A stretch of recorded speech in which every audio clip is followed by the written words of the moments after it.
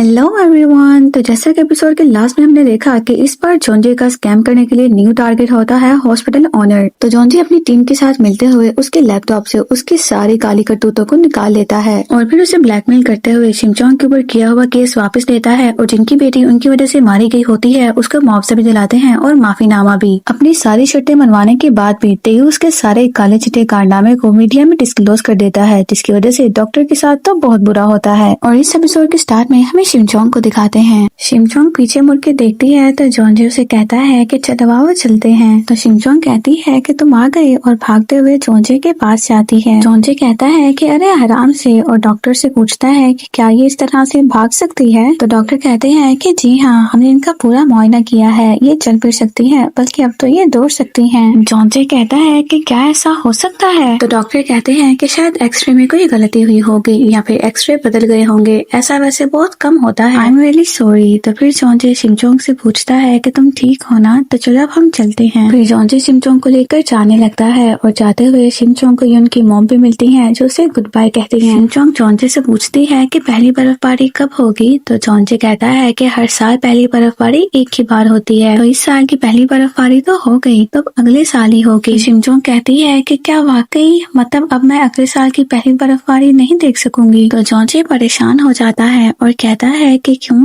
क्या तुम अगले साल कहीं जा रही हो? वैसे कहाँ जा रही हो? शिमचोंग कहती है कि जॉन्जी, क्या लोग अपना दुख, दर्द और तकलीफ हमेशा याद रखना चाहते हैं और उसकी वजह से आप कुछ खा भी न पाओ, तो ऐसा प्यार कौन याद रखना चाहेगा? और क्या किसी से कोई इतना प्यार करता है जॉन्जी? तो जॉन्जी बस शिमचोंग में ही खो जाता है और उसे फिर वो आई लव यू याद आता है। तो जॉन्जी कहता है कि मुझे क्या हो गया है। तो शिमचोंग कहती है कि क्या हुआ। तो जॉन्जी कहता है कि कुछ नहीं, और फिर कहता है कि तुम पहली बर्फबारी देखना चाहती हो ना। सियोल में तो पहली बर्फबारी हो गई है, लेकिन एक ऐसी जगह जरूर है जहाँ पर अभी पहली बर्फबारी होना बाकी है, तो क्या तुम जाना चाहोगी मेरे साथ? तो शिमचोंग कहती है कि हाँ जरूर चलते हैं। तो जॉन्जी कहता है कि ओके। फिर हमें नमदू को दिखाते हैं जो हॉस्पिटल में होता है और शिमचोंग का मेडिकल रिकॉर्ड मांग रहा होता है। रिसेप्शनिस्ट उनसे फॉर्म्स के बारे में पूछती है तो नमदू उसे सारे फॉर्म्स देता है और फिर पूछता है कि इसमें एक्सरे भी शामिल होगा ना। तो रिसेप्शनिस्ट कहती है कि जी हाँ। फिर हमें मिस्टर नाम को जॉन्जी के डैड के साथ दिखाते हैं। मिस्टर नाम उन्हें बताते हैं कि आज मैं जॉन्जी के साथ मिला था। तो जॉन्जी के डैड कहते हैं कि क्या तुम सच में आज उससे मिले थे? तो मिस्टर नाम कहते हैं कि जी हाँ। फिर सियोही भी ये बातें सुन रही होती है। मिस्टर नाम कहते हैं कि मैंने उसे बताया है कि आप उससे मिलना चाहते हैं, लेकिन मुझे लगता है कि उसे अभी भी थोड़ा वक्त चाहिए। मैं उसे दोबारा मिलकर उसे कायल करने की कोशिश करूंगा। फिर सियोही गुस्से से हैंडफ्री उतार देती है और सामने पड़े हुए पौधे में से एक हिस्सा उखाड़ के फेंक देती है। फिर जॉन्जी के डैड जब घर आ जाते हैं तो कहते हैं कि तुम्हारा बहुत बहुत शुक्रिया, तुमने जो कुछ भी किया है, और तुम प्लीज मुझे जल्दी से उससे मिलवा दो, मुझे उससे बहुत कुछ कहना है। तो मिस्टर नाम कहते हैं कि आप फिक्र ना करें, आप जल्द ही उससे मिल जाएंगे। फिर जॉन्जी के डैड घर के अंदर चले जाते हैं, लेकिन जब मिस्टर नाम अपनी गाड़ी में बैठने वाले होते हैं तो अंधेरे में उन्हें अपनी गाड़ी में कुछ चमकता हुआ दिखता है और वो सियोही के लगाए हुए माइक्रो रिकॉर्डर की रोशनी होती है। मिस्टर नाम उस माइक्रोचिप को उतारते हैं और फिर सोचने लगते हैं कि जब वो टाई लेने के लिए आए थे तो सियोही को पहले से पता था कि मैं टाई लेने के लिए आ रहा हूँ, तो यानी कि यहाँ पर माइक्रो रिकॉर्डर उसी ने लगाया है। और फिर इतने में ही मिस्टर नाम की गाड़ी के पास मादेओंग आता है। मिस्टर नाम की गाड़ी की विंडो पर नॉक करता है तो मिस्टर नाम अपनी विंडो खोल देते हैं और मादेओंग फिर हंसने लगता है। फिर जॉन्जी शिमचोंग को आर्टिफिशियल स्नो प्लेस पर लेकर आता है। शिमचोंग देखती है तो कहती है कि यहाँ पर तो कितनी सारी बर्फबारी हुई है। जॉन्जी कहता है कि मैंने सिर्फ और सिर्फ तुम्हारी वजह से ऐसी जगह तलाश की है जहाँ पर सबसे ज्यादा बर्फबारी हुई हो। शिमचोंग जॉन्जी से कहती है कि तुम बहुत अच्छे हो जॉन्जी। फिर जॉन्जी कहता है कि चलो अब चलते हैं अंदर। जॉन्जी शिमचोंग के लिए शूज पकड़ के खड़ा होता है। शिमचोंग चेंज करके आती है तो बस जॉन्जी उसे देखने लगता है। फिर वहाँ से कुछ लड़के गुजरते हैं जो शिमचोंग को ही घूरे होते हैं और उनमें से एक तो शिमचोंग को फ्लाइंग किस करके जाता है। फिर जॉन्जी जल्दी से शिमचोंग के पास आता है, उसे बिठाता है और कहता है कि बर्फ में ऐसे शूज पहनते हैं और उसके शूज चेंज करने लगता है। फिर शूज पहनाते हुए जॉन्जी को मॉल का सीन याद आता है जब पहले भी उसने शिमचोंग को शूज पहनाए थे। तो जॉन्जी कहता है कि मुझे ऐसा क्यों लग रहा है कि जैसे मैं पहले भी ऐसा कर चुका हूँ। खैर छोड़ो इन सब बातों को। और फिर वो शिमचोंग को शूज पहना देता है। फिर वो दोनों बर्फ के ऊपर होते हैं। जोंजे शिमचोंग से कहता है कि जब भी तुमने चलना हो तो अपने पाँव को बिल्कुल सीधा रखना, तो तुम बर्फ पे चलोगी। अभी जोंजे ने रुकने का तरीका भी नहीं बताया होता कि शिमचोंग पहले ही चली जाती है। शिमचोंग बहुत तेजी से नीचे जा रही होती है तो कहती है, जोंजे अब मुझे रुकना कैसे है? तो जोंजे कहता है कि अपने पाँव का ए बनाओ, ए। तो शिमचोंग कहती है कि अब ये ए क्या होता है जोंजे? तो जोंजे कहता है कि कितनी इडियट है यार ये, और जल्दी से फिर शिमचोंग के पीछे जाने लगता है। शिमचोंग चिल्ला रही होती है तो जोंजे जल्दी से उसके आगे जाता है और आगे आकर खड़ा हो जाता है। जोंजे अपने हाथ फैलाए शिमचोंग को पकड़ने के लिए तैयार होता है तो शिमचोंग उसे कह रही होती है कि जोंजे तुम पीछे हो जाओ। फिर शिमचोंग आती है तो जोंजे उसे पकड़ ही लेता है और दोनों साथ में गिरते हुए फिर बच जाते हैं। फिर वो दोनों बर्फबारी पर लेटे हुए हंस रहे होते हैं। जोंजे कहता है कि तुम्हें पता है ना, मैंने अभी तुम्हारी जान बचाई है। तो शिमचोंग कहती है कि हाँ मैं जानती हूँ। तो जोंजे कहता है कि अगर मैं तुम्हें कुछ करने का कहूँ तो क्या तुम करोगी? तो शिमचोंग कहती है कि हाँ बोलो। तो जोंजे कहता है कि मैं कुछ याद करने की कोशिश कर रहा हूँ, तो क्या तुम मुझसे कुछ कह सकती हो? तो शिमचोंग कहती है कि हाँ बोलो, क्या कहना है? तो जोंजे हिचकिचाते हुए बोल ही देता है कि आई लव यू। और जोंजे के आई लव यू कहते ही वहाँ पर तेजी से बर्फबारी होने लगती है। फिर हमें जोशीवेरा के जोंजे को दिखाते हैं जो शिमचोंग को ढूंढ रहा होता है। और फिर जब अचानक उसकी नजर पहाड़ से नीचे पड़ती है तो उसे वहाँ पर मिस्टर नाम दिख जाते हैं। शिमचोंग को दिखाते हैं वो गार में अकेली खड़ी होती है। फिर उसे पीछे से रोशनी दिखती है तो उसे लगता है कि शायद जोंजे आ गया है, लेकिन जब वो सामने आता है तो वो मादेओंग के आदमी होते हैं और शिमचोंग डर जाती है। जोंजे मिस्टर नाम को डॉक्टर के पास लेकर आते हैं। डॉक्टर उन्हें देखते हैं तो कहते हैं कि ऐसा लगता है जैसे इन्हें बहुत टॉर्चर किया गया है और अंदरूनी चोटों की वजह से इनका खून नहीं निकला है, और अगर दिल तक ये खून पहुंच गया तो अच्छा नहीं होगा। तो जोंजे कहता है कि अगर ऐसा हुआ तो फिर क्या होगा? तो डॉक्टर कहते हैं कि अगर ऐसा हुआ तो ये ज्यादा देर जिंदा नहीं रह पाएंगे, और मुझे यकीन है कि इनके पहाड़ से गिरने के बाद भी उन लोगों ने इन्हें मारना नहीं छोड़ा होगा। जोंजे कहता है कि लगता है मेरे दोस्त ने मेरी मोहब्बत को बचाने के लिए अपनी जान तक की परवाह नहीं की। फिर हमें मादेओंग को जोंजे के पास दिखाते हैं। मादेओंग कहता है कि सिउही ने जो भी हंगामा किया मैं उसके लिए आपसे माजरत चाहता हूँ। दरअसल उसे फिक्र थी कि मौत ले आने वाली जलपरी कहीं वहाँ ना हो। आप मेरी बात को समझ रहे हैं ना? और बस इसी फिक्र में उससे गलती हो गई। मैंने उस पर बहुत गुस्सा किया है और साथ में उसे समझाया भी है। तो जोंजे कहता है कि ठीक है, और मादेओंग खुश हो जाता है। फिर वो कहता है कि जब से वो लाश समुद्र के पास से मिली है लोगों में खौफ फैल गया है, और फिर वहीं पर आपको भी शर्मिंदगी हुई होगी। मैं आपसे माजरत चाहता हूँ। फिर जोंजे वहाँ पड़ा हुआ फल पकड़ता है और कहता है कि वैसे आपके पास तो बहुत नायाब फल है। तो मादेओंग कहता है कि जी मेरे सरदार, वैसे तो मैं गुलाम हूँ लेकिन मुझे खाने पीने का बहुत शौक है। मैंने इसे जजीरा तबरा से आने वाली कश्ती से हासिल किया है। तो जोंजे कहता है कि बहुत अच्छे, और शायद बस यही इलाका है जो इतने अच्छे नायाब फल खाता है। तो मादेओंग कहता है कि जी मेरे सरदार, और इसीलिए इसकी कीमत भी बहुत ज्यादा है। तो जोंजे कहता है कि साहिल समुद्र से जो लाश मिली थी उसके पास से भी हमें यही मिला था, यानी कि वो आखिरी बार जिससे मिला था वो आप थे। आप उस रात उस आदमी से मिले थे और उसे इस फल के साथ आपने मशरूब भी पेश किया। वो आपके पिए हुए जहर से मर गया और आपने उसकी लाश फिर समंदर में फेंक दी, और इसी वजह से जब हमने शुरू में उसकी जांच की तो हमें जहर के कोई निशानात नहीं मिले थे, क्योंकि पहली बर्फबारी और ठंड की वजह से उसका जिस्म बर्फ की तरह जम गया था। लेकिन जब हमने दूसरी बार उसकी जांच की तो उसके रिजल्ट्स अलग थे। जहरीली मछली के अंडों से जो जहर बनाकर उसे पिलाया गया था उसके इम्कानात सामने आए। तो मादेओंग कहता है कि मेरे आका, मुझ कम अकल को आपकी बातें समझ नहीं आई। तो जोंजे गुस्से से अपने सिपाहियों को आवाज देता है। जोंजे के सिपाही अंदर आते हैं और उनका मंत्री भी बताता है कि हमें इनके कमरे से जहरीली मछली के अंडों से बना हुआ जहर मिला है। मादेओंग कहता है कि आपके गुलाम को इसके बारे में कुछ भी मालूम नहीं है, जरूर ये किसी की चाल है, मेरे खिलाफ कोई साजिश कर रहा है। और फिर ये कहकर मादेओंग रोने लगता है। फिर हमें सिउही को दिखाते हैं जिसे सिपाही पकड़कर लेकर जा रहे होते हैं। सिउही कह रही होती है कि ये तुम लोग क्या कर रहे हो, छोड़ो मुझे, तुम सबको इसका अंजाम जरूर भुगतना होगा। फिर जोंजे वहाँ पर आ जाता है और सिउही की गर्दन पे अपनी तलवार रखता है और कहता है कि अगर शिमचोंग जिंदा है तो मैं तुम्हें भी जिंदा छोड़ दूंगा। तो सिउही कहती है कि कौन है ये, मैं तो इसे नहीं जानती।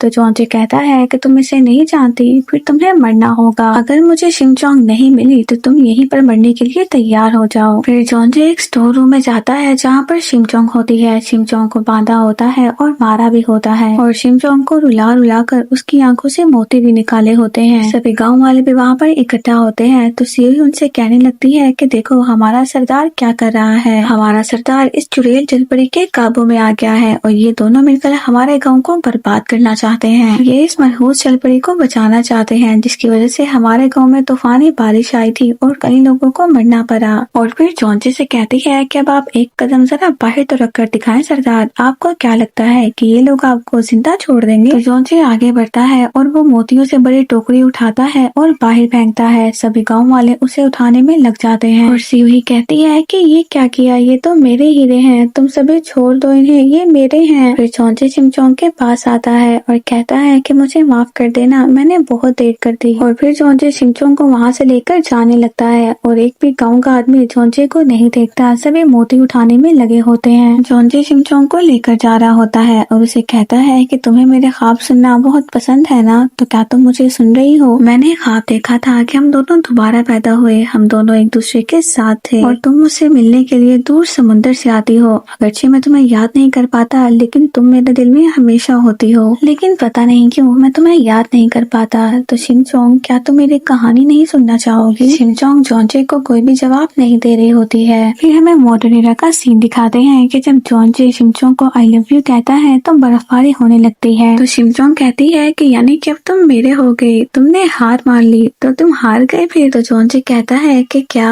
तो चिमचोंग कहती है कि पहली बर्फबारी पे तो मुझे हार माननी थी, तुमने कैसे हार मान ली जॉन्जी, तो अब तुम मेरे हो ना, और अगर मैं तुमसे कुछ कहूँ तो क्या तुम मेरी बात पर यकीन करोगे। जॉन्जी कहता है कि ये तुम क्या कह रही हो। तो चिमचोंग कहती है कि तुमने अभी तो कहा है कि तुम्हें मुझसे मोहब्बत है। फिर हमें फ्लैशबैक दिखाते हैं जब जॉन्जी कहता है कि फर्ज करो अगर तुम्हें किसी से प्यार हो जाता है तो तुम उसकी कैद में आ गए हो। ये एक हार की तरह है। अगर मैं तुम्हें दूसरे लफ्जों में समझाऊं तो अगर तुम्हें किसी से प्यार होता है तो तुम सिर्फ उसी के होके रह जाते हो और तुम्हारी कोई हैसियत नहीं रहती। तो फिर आप एक बहुत बड़ी मुसीबत में फंस जाते हो, क्योंकि वो इंसान फिर आपकी मजबूरी बन जाता है और आप उससे एक पल के लिए भी दूर नहीं रह सकते। और सुबह शाम आपको बस वही इंसान दिखता है और बाज़ औक़ात अगर वो इंसान आपसे दूर हो जाए तो आपकी जिंदगी मुश्किल हो जाती है। तो चिमचोंग कहती है कि इसका क्या मतलब हुआ। तो जॉन्जी कहता है कि तुम्हें कुछ भी क्यों नहीं पता है, अब मैं तुम्हें क्या कुछ समझाऊंगा। और तुम कोई छोटी बच्ची थोड़ी ना हो, तुम जवान हो और मोहब्बत करने का तुम कभी सोचना भी मत। चिमचोंग जॉन्जी को ये सारी बातें बताती है और कहती है कि मैंने सुना है कि इसी को मोहब्बत कहते हैं। तो जॉन्जी कहता है कि बेवकूफ, ऐसी बातें कौन करता है चिमचोंग। तो चिमचोंग कहती है कि कोई है बहुत अच्छा। तो जॉन्जी मुंह बनाता है और कहता है कि कौन है, कोई लड़का है। तो चिमचोंग कहती है कि हाँ एक लड़का है। तो जॉन्जी कहता है कि अच्छा तो एक लड़का है तो फिर वो तो पागल ही होगा। तो चिमचोंग कहती है कि इसमें आखिर पागलपन जैसा क्या है। तो जॉन्जी कहता है कि वो पागल ही तो होगा जो तुमसे ऐसी बातें कर रहा होगा, या फिर वो दिल पैग इंसान होगा,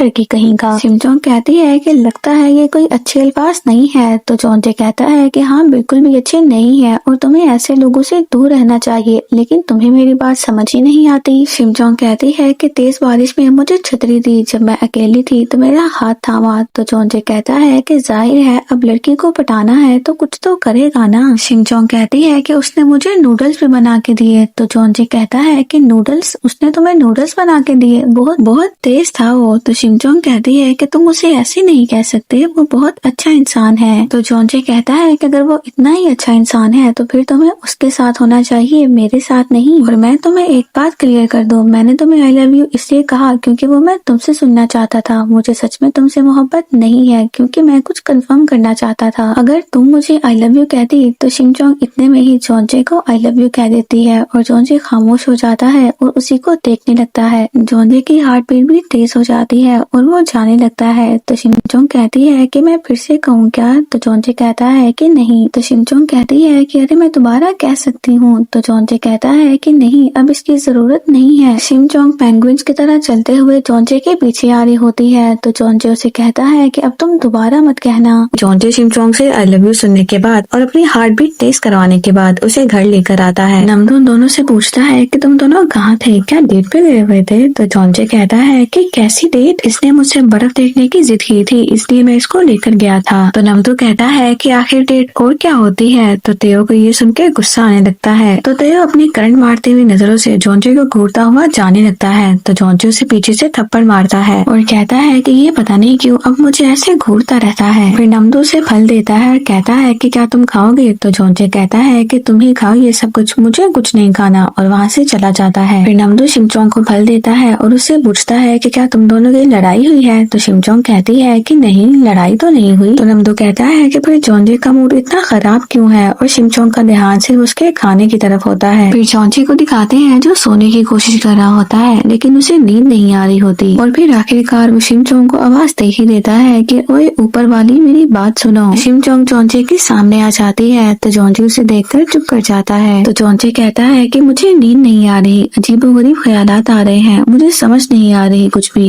क्या तुम अभी भी उससे मिलती हो। तो शिमचोंग नीचे आ रही होती है तो कहती है कि किससे। तो जोंजे कहता है कि किससे का क्या मतलब, अरे वही कमीना नूडल्स वाला। तो शिमचोंग जोंजे के पास बैठती है और उसे देखते हुए कहती है कि हाँ अभी भी हम साथ हैं। जोंजे कहता है कि क्या सच में। तो शिमचोंग हाँ में सर हिलाती है। फिर जोंजे पागलों की तरह हंसता है और कहता है कि वैसे वो दिखता कैसा है। तो शिमचोंग जोंजे को देखते हुए कहती है कि बहुत प्यारा, उसकी आंखें भी चमकीली हैं। तो जोंजे कहता है कि कोई जनाना किस्म का लड़का लगता है मुझे, ऐसे लड़कों से तुम्हें मुख्तात रहना चाहिए और उनसे दूर रहना चाहिए, और ऐसे लड़कों को पसंद भी कौन करता है, ऐसे लड़कों के सीने में दिल नहीं होता, उनमें जज्बात नहीं होते। तो शिमचोंग बस जोंजे की बातें सुन के हंस रही होती है। फिर जोंजे उसे कहता है कि क्या तुमने उसे भी वो वर्ड कहा था। तो शिमचोंग कहती है कि क्या। तो जोंजे कहता है जो भी कुछ देर पहले तुमने मुझे कहा था। तो शिमचोंग कहती है कि आई लव यू। तो जोंजे कहता है कि हाँ वही, क्या तुमने उस कमीने से भी कहा था। तो शिमचोंग सोचती है जब उसने स्पेन में जोंजे को आई लव यू कहा था तो कहती है कि हाँ कहा तो था मैंने। तो जोंजे कहता है कि तुम किसी से भी ये कहती फिरती हो, तुम्हारे लिए बहुत आसान है क्या ये। तो शिमचोंग कहती है कि मैं किसी से भी ये नहीं कहती फिरती। तो जोंजे कहता है कि ठीक है, आराम से भी तो कह सकती हो तुम, और जाओ तुम नीचे क्यों आकर बैठ गई हो, चलो। तो शिमचोंग फिर उसे घूरते हुए ऊपर जाने लगती है। तो जोंजे कहता है कि वैसे ये अच्छा ही हुआ है, मेरे दिल में बोझ था कि शायद तुम मेरे बारे में कोई स्पेशल फीलिंग्स रखती हो, लेकिन चलो तुम खुश रहो उसके साथ। तो शिमचोंग कहती है कि ऐसा ही है, बहुत खुश हूँ मैं उसके साथ। तो जोंजे उसे 1 मिनट तक देखता है तो कहता है कि अच्छा है ना, बढ़िया है, मैं बहुत खुश हूँ उसके साथ, चलो अब जाओ ऊपर। शिमचोंग ऊपर चली जाती है तो जोंजे कहता है कि बहुत खुश हूँ मैं उसके साथ, बढ़िया है, अगर तुम इतनी ही खुश हो उसके साथ तो उसके पास जाओ ना, यहाँ क्या कर रही हो, क्या बकवास है ये सब। और फिर जोंजे गुस्से से सोने लगता है। फिर हमें मिस्टर नाम की गाड़ी को दिखाते हैं जिसका एक्सीडेंट होता है। जोंजे सो रहा होता है और जोशीरा का उसे ख्वाब आता है कि जब जोंजे शिमचोंग को ढूंढ रहा होता है और पहाड़ से नीचे उसे मिस्टर नाम दिखते हैं। इतना देखते ही जोंजे उठ जाता है और कहता है कि ये क्या था और आखिर किस किस्म का ख्वाब था ये। और फिर जोंजे को लगता है कि उसने ख्वाब में मिस्टर नाम को देखा है तो वो मिस्टर नाम को कॉल करने लगता है। मिस्टर नाम को दिखाते हैं उनके गाड़ी में उनके साथ मादेयोंग होता है। मादेयोंग मिस्टर नाम का सर पकड़ता है और उसे जोर से विंडो पे मारता है। फिर जोंजे की कॉल आती है तो उसे बंद कर देता है और फिर मादेयोंग वहाँ से चला जाता है। फिर हमें सुबह में जोंजे के डैड को दिखाते हैं, वो सबके साथ बैठे नाश्ता कर रहे होते हैं और उन्हें पता चलता है कि मिस्टर नाम की गाड़ी का एक्सीडेंट हो गया है। फिर जियोंग उनसे पूछता है कि सब ठीक तो है ना। तो जोंजे के डैड उसे बताते हैं कि मिस्टर नाम का एक्सीडेंट हो गया है, कल रात को ड्रिंक करने के बाद वो गाड़ी चला रहे थे तो उनका एक्सीडेंट हो गया। तो जियोंग कहता है कि लेकिन मिस्टर नाम तो ड्रिंक नहीं करते। तो स्यूही कहती है कि तुम्हें इस बारे में कैसे मालूम, हम किसी के भी बारे में इतने यकीन से कुछ भी नहीं कह सकते। और फिर जोंजे के डैड से कहती है कि क्या उन्होंने बताया नहीं कि मिस्टर नाम की तबीयत कैसी है, हमें उन्हें देखने के लिए जाना चाहिए। तो जोंजे के डैड कहते हैं कि वो भी बेहोश है और उसकी हालत बहुत ज्यादा नाजुक है। तो स्यूही कहती है कि बहुत अफसोस हुआ, और क्या आप मुझे भी हॉस्पिटल साथ ले चलेंगे ताकि मैं भी उन्हें देख लूं। तो जोंजे के डैड कहते हैं कि हाँ ठीक है, तुम भी मेरे साथ ही चलना। फिर स्यूही नाश्ता करने लगती है और उसकी फेस में स्माइल होती है जो कि जियोंग भी देख लेता है और अपनी ही मॉम से वो खौफ महसूस कर रहा होता है कि ये आखिर क्या कर रही हैं। फिर हमें डिटेक्टिव होंग को दिखाते हैं जो अपनी टीम के साथ होते हैं और कहते हैं कि 3 महीने हो चुके हैं लेकिन हमें मादेयोंग का कोई भी सुराग नहीं मिला है, हमें मादेयोंग को जल्द से जल्द ढूंढना होगा। मादेयोंग को एंगर डिसऑर्डर है, ये एक ऐसा केस है जहाँ पर हमें किसी भी किस्म का कोई भी सुराग नहीं मिला है। तो इसे देखकर ऐसे ही लगता है कि ये मर्डर उसने किया है जो हमेशा इस काम के लिए तैयार रहता है।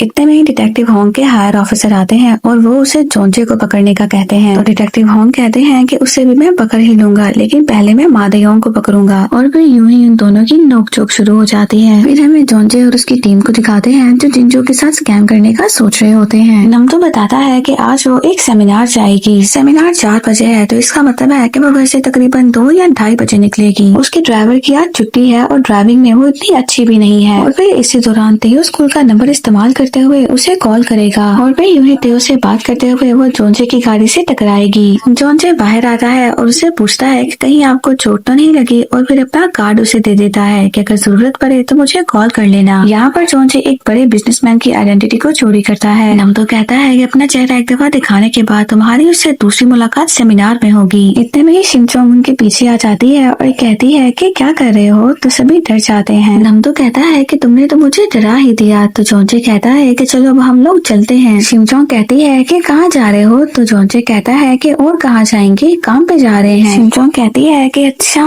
काम पे, वैसे क्या काम करते हो तुम लोग। शिनचोंग के पूछते ही सभी एक दूसरे को देखने लगते हैं कि इसे हम क्या बताएं, हम क्या काम करते हैं। जोंजे कहता है कि अगर मैं आसान लफ्जों में कहूँ तो ये किसी के दिल में झांकने जैसा है। हम इंसान को उसकी गलती पहचानने का मौका देते हैं जब उनकी दौलत जमा करने के तरीके में मसला हो और वो दायरा कानून से बाहर हो जाए, और जब वो लोग दौलत की धुन में अंधे हो जाएं तो हम लोग उनके खिलाफ फिर सख्त कार्रवाई करते हैं और फिर उनकी दौलत को हम ठिकाने लगाते हैं इस मुल्क की खातिर। तो शिनचोंग कहती है कि सरकारी मुलाजिम, मैंने टीवी पे देखा था कि मुल्क के लिए काम करने वाले लोग सरकारी मुलाजिम होते हैं। तो जोंजे कहता है कि नहीं, वो लोग तो गवर्नमेंट ऑफिस में काम करते हैं, हमारा काम कुछ अलग है। शिनचोंग कहती है कि जोंजे फिर तुम सरकारी मुलाजिम से भी अच्छा काम करते हो। तो जोंजे कहता है कि हाँ, कह सकते हैं। तो शिनचोंग खुश हो जाती है कि मुझे पता था और वहाँ से चली जाती है। शिनचोंग के जाने के बाद जोंजे कहता है कि आखिर मैं उससे बहानेबाजी क्यों कर रहा था। तो नमदो कहता है कि तुमने अच्छा किया, लेकिन अगर तुम चाहो तो उसे बता सकते हो। तो जोंजे कहता है कि क्या बताऊं उसे कि हम लोग कौन आर्टिस्ट हैं। तो नमदो कहता है कि ये नाम तो मुझे बिल्कुल भी अच्छा नहीं लगता, हम कोई और नाम रखते हैं, कोई अच्छा सा नाम जिसे बोलने में मजा भी आए। तो जोंजे कहता है कि अरे छोड़ो यार। तो नमदो कहता है कि हाँ, मैं तो वैसे ही बकवास कर रहा हूँ, हमें वैसे भी देर हो रही है, तो चलो। और फिर वो तीनों गाड़ी में बैठ के चले जाते हैं और डिटेक्टिव होंग के पास से गुजर के जाते हैं। फिर डिटेक्टिव होंग देखते हैं कि घर के बाहर क्रॉस का निशान बना होता है और फिर वो यूं ही उन क्रॉस बने हुए निशानों का पीछा करने लगते हैं। हमें मादेयोंग को दिखाते हैं तो जोंजे के घर के बाहर खड़ा होता है। शिनचोंग घर से बाहर जाती है तो वो शिनचोंग के ही पीछे जाने लगता है। डिटेक्टिव होंग भी मादेयोंग को देख लेते हैं, लेकिन ऑफिसर की कॉल आ जाती है जिसकी वजह से मादेयोंग उन्हें देख लेता है। मादेयोंग जैसे ही उन्हें पीछे मुड़ के देखता है तो डिटेक्टिव होंग को भी कंफर्म हो जाता है कि ये मादेयोंग ही है। फिर मादेयोंग भागने लगता है और वो उसके पीछे भागते हैं। फिर मादेयोंग एक शॉप में जाता है और अपना गेटअप चेंज करके बाहर आ जाता है। डिटेक्टिव होंग भी एक आदमी को पकड़ते हैं, लेकिन वो मादेयोंग नहीं होता। फिर हमें शिनचोंग को दिखाते हैं जो डस्टबिन से कपड़े उठा रही होती है। फिर हमें जिंजू की बेटी एलिजाबेथ को दिखाते हैं जो अपने दोस्तों के साथ होती है। फिर वो यूना के पास आती है और कहती है कि यूना, तुम तो किराए के घर में रहती हो ना। तो यूना कहती है कि हाँ, तो फिर इसमें क्या हुआ। एलिजाबेथ कहती है कि मेरी मॉम कहती है कि जब से गरीब लोग हमारे स्कूल में आए हैं, हमारे मोहल्ले का तो मायार ही गिर गया है। यूना जाने लगती है तो एलिजाबेथ उसका रास्ता रोकती है और कहती है कि तुम्हारी मॉम डाइवोर्स्ड है ना, और मेरी मॉम ने बताया था तुम्हारे जैसे बच्चों की परवरिश बिल्कुल भी अच्छी नहीं होती। तो यूना कहती है कि हाँ, तो तुम्हें इससे क्या है, मैं तो तुम्हारे साथ नहीं खेल रही। यूना वहाँ से जाने लगती है तो एलिजाबेथ यूना को धक्का देते हुए गिरा देती है। फिर यूना खड़ी होती है और एलिजाबेथ को धक्का देती है। एलिजाबेथ गिरती है और दोबारा से खड़ी होकर यूना को पकड़ लेती है और यूना से कहती है कि तुम्हारी इतनी हिम्मत कि तुम मुझे धक्का दो, और फिर यूना को थप्पड़ मारने वाली होती है। इतने में ही वहाँ पर शिनचोंग आ जाती है और एलिजाबेथ को हवा में उठा देती है। एलिजाबेथ कहती है कि कौन हो तुम, मुझे नीचे उतारो। तो शिनचोंग कहती है कि तुम्हें अपने दोस्त को इस तरह से तंग नहीं करना चाहिए। तो एलिजाबेथ कहती है कि ठीक है, पर मुझे नीचे तो उतारो। तो शिनचोंग कहती है कि पहले मुझसे वादा करो कि तुम अपने दोस्त को दोबारा तंग नहीं करोगी। और फिर यूं ही एलिजाबेथ हवा में उड़ती हुई रो रही होती है। फिर एलिजाबेथ रोते हुए घर आती है तो जिंजू से पूछती है कि बेटा क्या हुआ है। फिर जिंजू एलिजाबेथ को लेके चली जाती है कि मुझे बताओ तुम्हें किसने तंग किया है, मैं उसे अभी बताती हूँ। जिंजू के जाते ही नमदू भी वहाँ पर आता है तो जोंजे को बता रहा होता है कि उसकी गाड़ी तो अभी तक यहीं पर है, पता नहीं वो अभी तक क्यों नहीं निकली। फिर यूना शिनचोंग को मदद करने के लिए थैंक यू कहती है तो शिनचोंग उसे कहती है कि ये डाइवोर्स क्या होता है। तो यूना कहती है कि डाइवोर्स तब होती है जब दो लोगों की शादी टूटती है। तो शिनचोंग कहती है कि शादी क्यों टूटती है। यूना कहती है कि तुम्हें तो कुछ भी नहीं पता है, जब मोहब्बत खत्म हो जाती है तो शादी टूट जाती है। तो शिनचोंग कहती है कि जब मोहब्बत ही नहीं होती तो फिर भला शादी क्यों करते हैं। तो यूना कहती है कि शादी के वक्त तो मोहब्बत होती है, लेकिन बाद में सब बदल जाते हैं। मेरे मॉम एंड डैड मेरे बचपन में एक दूसरे से बहुत प्यार करते थे,